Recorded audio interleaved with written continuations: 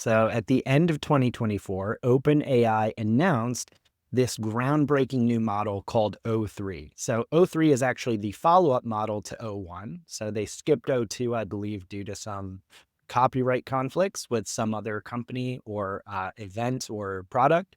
So, as if these names weren't confusing enough, O3 is the sequel to O1. But as we've covered, O1 is the company's advanced reasoning model. O3 builds on that by taking time to actually think and reason through problems. And it is not publicly available yet, but it's getting a ton of attention because it is the first AI model allegedly to outperform humans on this specialized intelligence test called ARC-AGI. So this is actually created by a very prominent researcher in AI named Francois Cholet. And this test basically presents simple visual puzzles where you have to figure out patterns and rules. But what makes it special is that this doesn't rely on you memorizing knowledge. It basically tests your ability to learn and adapt to completely new situations. So humans typically score about 75% correct on this test on average. And the whole point of this is to test, can AI do these types of things better than humans? Now, O3 actually achieved 76% accuracy, marking the first time an AI system has actually surpassed human performance on this benchmark. Now, what's actually really noteworthy here is not just that number, but the fact that previous AI models like GPT-4 basically scored near zero on these same types of tests. So again, kind of that more general adaptive intelligence that humans excel at, O3 apparently just narrowly edged out human beings. And, in fact, The AI best perform human beings, the like these are best the human top of beings, the top. right? Yeah. Right.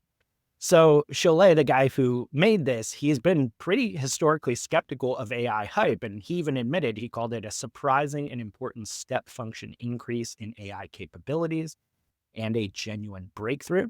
He suggests that O3 is doing something fundamentally different from previous AI models. And he is also, though, quick to point out this does not necessarily mean we have achieved AGI. He still says the model fails at some puzzles that humans find quite easy. And so he's also developing a new, harder version of the test that he predicts will dramatically reduce O3's performance on it. So, Paul, nobody really has access to O3 yet, but its performance on this test and on a bunch of other benchmarks certainly seems like a huge deal. Is this as big a deal as people are making it out to be? It's definitely appears to be a bit of a leap forward in the reasoning capability within these models. The evaluations that are used to test these are notoriously um, not necessarily representative of the impact on the economy and the workforce. They're trying to come up with like extremely complicated things that only the elite minds in the world can solve.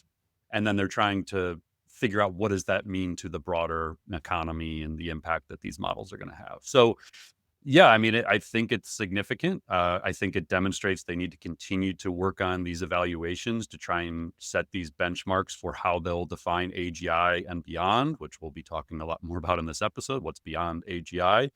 But I think the thing that people need to maybe come back to and focus on is these evaluations are nice to talk about. It's how the AI labs look at the frontier and like the true advanced capabilities of their models. But the thing that actually matters to all of us is it superhuman at our job, at the tasks that we do every day? Yeah. And the thing, and I know, Mike, you've shared some stuff recently on LinkedIn and on X about some of the ways you're using like Google Deep Research and things like that. We'll talk more about that stuff as we go along. But the reality is, if you take your job as a collection of tasks, which is what we always, talk about, that's what we all do. It's all a collection of tasks.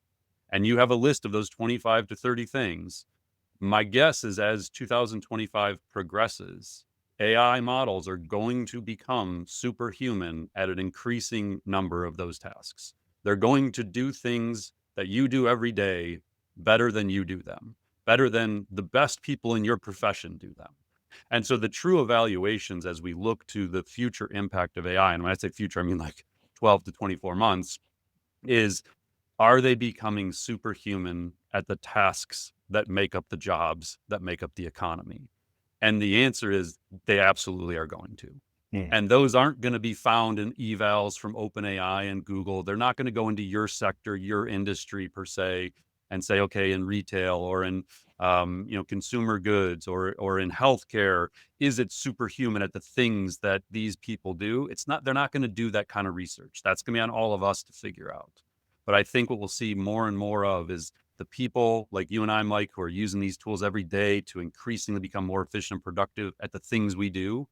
We're going to more and more realize they're just either better at it or they're equal, but way faster at it. Mm. And that's when it starts to that's where I think we start to see. I saw it, kind of a separate related note here is I saw a tweet from Sam Altman, I think it was this morning, where he said that they set the price of the Pro for the O1 model at $200 a month. And he personally picked that price point because he thought it would be profitable for them because he didn't think usage of O1 would be dramatic.